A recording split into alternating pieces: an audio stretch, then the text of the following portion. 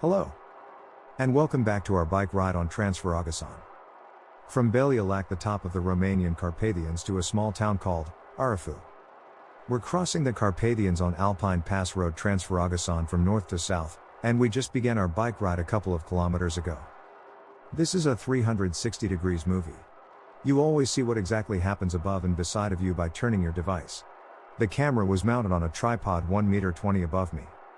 You can see every action I make on my trike and enjoy the beauty of the landscape. Don't forget. Turn your device in every direction you want to looking to.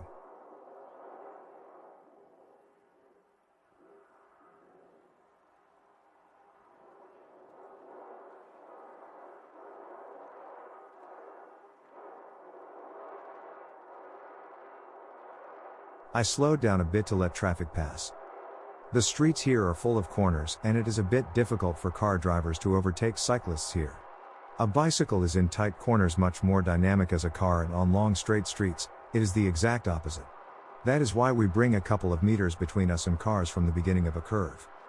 In addition, that cyclists on a downhill are much faster than usual and straight roads are a bit rare here requests a lot of patience from car drivers.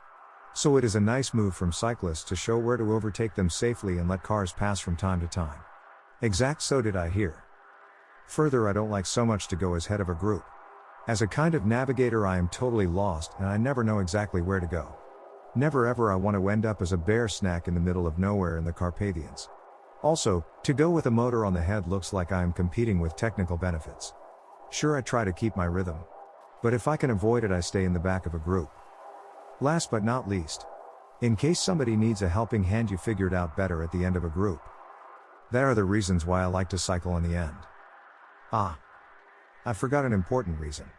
In case you have inexperienced or unknown cyclists in a group, it is a good idea to be the last cyclist in a group.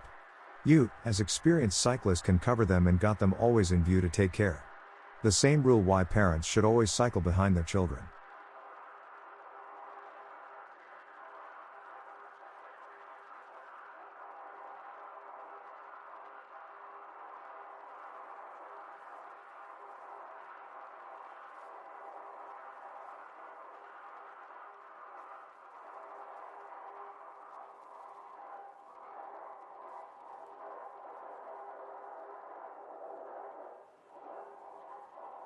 The street on that we are currently cycling is not a simple downhill anymore.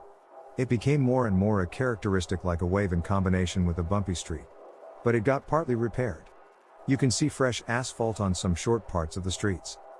Since we are started, we lost nearly 800 vertical meters and the most of vertical meters almost done. Until the end, a bit more pedal work is necessary. But that's okay with me. One of two batteries of 625 watt-hours is full and our destination just between 30 and 40 kilometers away. That should be enough to relieve my tired legs a little. Every time you see the group a bit more together, it is a very clear indicator that we are on a small ramp. The street my trike weighs 35 kilograms, but the torque of my motor makes it for me a bit easier to take that. It feels like to go on a lightweight race bike with fun of driving a trike. Oh yes, it is the perfect fun. Sometimes when you look to the right through the trees, you are able to see a small river. This small river is called Argus and we are not far away from its source. Our street followed the Argus since a couple kilometers and will do for some further until Vidraru Reservoir, which is this river the main source of. There are more than 300 kilometers to go after the Vidraru Dam until the Argus flows into the Danube.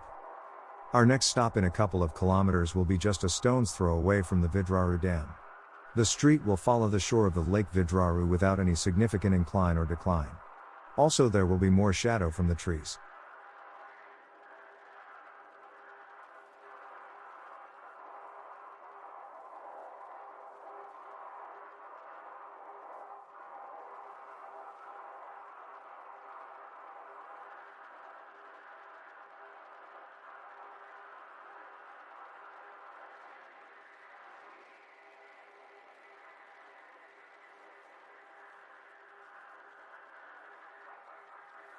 For now, this episode of our ride on Transfaragasan comes to an end and I have to say goodbye to you. I hope you will be my co-pilot in my upcoming episodes too. Have a great time and see you soon. Goodbye.